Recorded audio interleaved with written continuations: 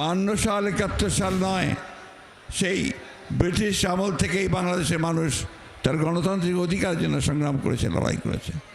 তারই ফলশ্রুতিতে আমরা আজকে দেখেছি যে এই ফ্যাসিবাদী আওয়ামী লীগ সরকার, শেখ হাসিনা সরকার যখন দীর্ঘ 16 বছর ধরে এই দেশের জনগণের উপরে স্টিম রোলার চালিয়ে গেছে, সেই স্টিম রোলারকে উপেক্ষা করে বাংলাদেশ জাতীয়তাবাদী দল, যার প্রতিষ্ঠাতা ছিলেন শহীদ প্রেসিডেন্ট জিয়াউর রহমান, দীর্ঘ সংগ্রাম করে আমরা আজকে একটা মুক্ত পরিবেশে উপস্থিত হয়েছি।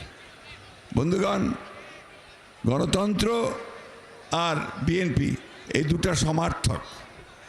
শহীদ প্রেসিডেন্ট জিয়াউর রহমান একদলীয় শাসন ব্যবস্থা থেকে বহুদলীয় শাসন ব্যবস্থা নিয়ে এসেছিলেন। বেগম খালেদা জিয়া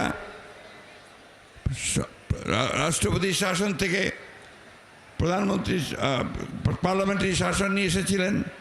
একটা সুষ্ঠু নির্বাচনের জন্য তিনি সেই কেয়ারটেকার গভর্নমেন্ট প্রথা চালু করেছিলেন।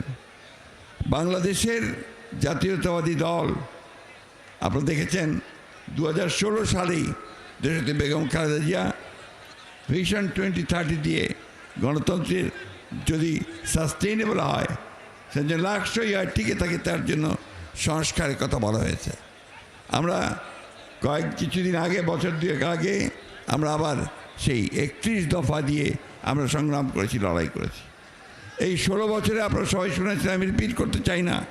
আমাদের অসংখ্য প্রাণ জ্বলেছে, আমাদের অনেক লোক কারাগারে গেছে, যে নির্যাতিত হয়েছে। আজকে এখানে অনেক রিক্সাওয়ালা ভাই আছে আশেপাশে, যারা সেই গ্রামে থাকতে না পেরে তারা শহরে চলে এসে এখানে রিক্সা চালিয়েছে। আমাদের অনেক ছাত্রনেতা, তারা এখানে রাস্তায় হকারের কাজ করেছে। গতকাল আমি পঙ্গু হাসপাতালে গিয়েছিলাম, সেখানে দেখলাম যে একটা 13 বছরের ছেলে গুলি লেগে তার একটা পা কেটে ফেলতে হয়েছে। এই যে ত্যাগ, এই তিতিক্ষার মধ্য দিয়ে বাংলাদেশ জাতীয়তাবাদী দল এগিয়ে চলেছে, গণতন্ত্রের সংগ্রাম তাই এগিয়ে চলেছে। বন্ধুগণ, আজকে আমাদের সামনে একটা সুযোগ এসেছে। ছাত্র জনতার আত্মত্যাগের মধ্য দিয়ে আমরা একটা সুযোগ পেয়েছি একটা গণতান্ত্রিক রাষ্ট্র প্রতিষ্ঠা করবার। সেই কথাগুলো আমাদের মনে রাখতে হবে। আমরা সেই সুযোগ যেন হেলায় না হারাই। আজকে এমন একটা অবস্থা তৈরি করতে হবে যেন এখানে সত্যিকার অর্থেই গণতন্ত্রের আর প্রতিষ্ঠা করতে পারি। আর একটা কথা আমি অনুরোধ করবো সকলকে, যে আপনারাই হচ্ছেন সেই ভ্যানগার্ডস, আপনারা হচ্ছেন সেই পাহারাদার, গণতন্ত্রের পাহারাদার। আপনারা সেই গণতন্ত্রকে রক্ষা করবার জন্য অতীতে লড়াই করেছেন, আপনারাই সেই গণতন্ত্রকে রক্ষা করবেন। এবং সেই জন্যে এই গণতন্ত্রকে যদি কেউ ধ্বংস করতে চায়, আবার বিপথে নিতে চায়, লুট করে নিতে চায়, সেখানে আপনারা অবশ্যই রুখে দাঁড়াবেন।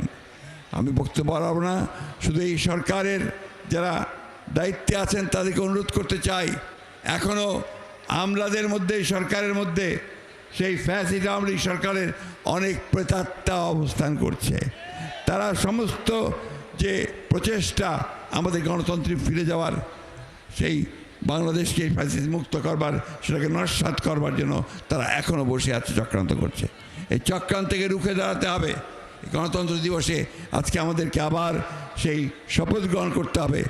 যেভাবে বুকের রক্ত দিয়ে আমাদের ছেলেরা এই সুযোগ সৃষ্টি করেছে, বুকের রক্ত দিয়ে হলেও আবার আমরা সেই সুযোগকে রক্ষা করব, বাংলাদেশকে সত্যিকার অর্থে গণতান্ত্রিক রাষ্ট্রে পরিণত করব।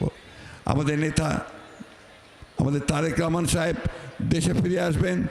দেশনেত্রী বেগম খালেদা জিয়া চিকিৎসার জন্য বাইরে যাবেন, সুস্থ হয়ে ফিরে আসবেন, এই দোয়াতে আজকে আমি সমস্ত পঙ্গু আহত যারা হয়েছে তাদের উপযুক্ত ক্ষতিপূরণ দেওয়ার জন্য সরকারের কাছে দাবি জানাচ্ছি।